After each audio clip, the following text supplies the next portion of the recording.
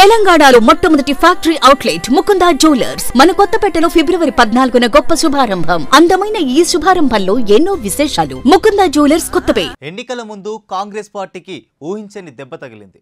ఆ party bank అకౌంట్లను ఆదాయ పన్ను శాఖ ఫ్రీజ్ చేసింది. పార్టీ మెయిన్ అకౌంట్లతో పాటు అనుబంధ విభాగాల అకౌంట్లను కూడా స్తంభింపజేసింది. లీగల్ మనీ బ్యాంకులో ఇరుక్కుపోవడంతో ఆ పార్టీ ఎన్నికల ప్రచారానికి ఆటంకం కలిగే అవకాశం ఉంది. మోదీ ప్రభుత్వం తమపై కక్ష సాధింపు చర్యలకు దిగిందని పార్టీ నేత అజయ్ మాకెన్ మండిపడ్డారు.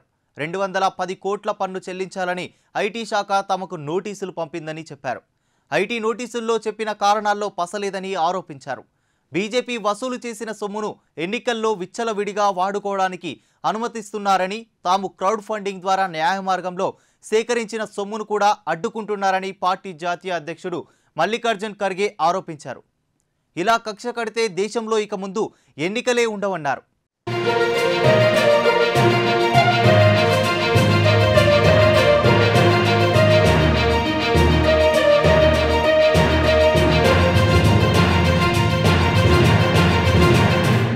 ప్రస్తుతం తమ చేతిలో ఒక్క రూపాయి కూడా లేదని అజయ్ మాకెన్ ఆందోళన వ్యక్తం చేశారు.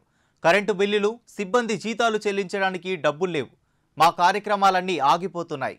కాంగ్రెస్ అకౌంట్లను, యూత్ కాంగ్రెస్ అకౌంట్లను ఫ్రీజ్ చేశారు. 4 అకౌంట్ల నుంచి డబ్బులు తీసుకునే పరిస్థితి లేదు. ఎన్నికలకు మేం సిద్ధం కాకుండా కుట్ర జరుగుతోంది అని అన్నారు.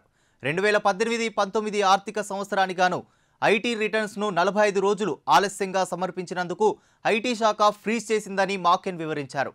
మరో 2 వారాల్లో ఎన్నికల నోటిఫికేషన్ వస్తోందనగా ఖాతాలను స్తంభింపజేయడం ప్రజాస్వామ్యాన్ని కూనీ చేయడమేనని కాంగ్రెస్ నేతలు దుయ్యబడుతున్నారు. ప్రధాన ప్రతిపక్ష పార్టీ ఖాతాలను ఫ్రీజ్ చేయడం దేశ చరిత్రలో ఇదే తొలిసారని అంటున్నారు. ఐటీ శాఖ నిర్ణయాన్ని కోర్టులో సవాలు చేస్తామన్నారు. ఎన్నికల బాండ్లు చట్టవిరుద్ధమని సుప్రీంకోర్టు తీర్పు ఇచ్చిన మర్నాడే మరుసటి రోజే కాంగ్రెస్ ఖాతాలను ఫ్రీజ్ చేయడం గమనార్హం. ఫ్రీజింగ్పై కాంగ్రెస్ నేతలు ఆదాయ పన్ను శాఖ అప్పీలేట్ ట్రైబ్యునల్కు ఆశ్రయించారు. అప్పీలేట్ కాంగ్రెస్ ఖాతాలను పునరుద్ధరించింది. బుధవారం ఈ కేసుపై విచారణ జరగనుంది.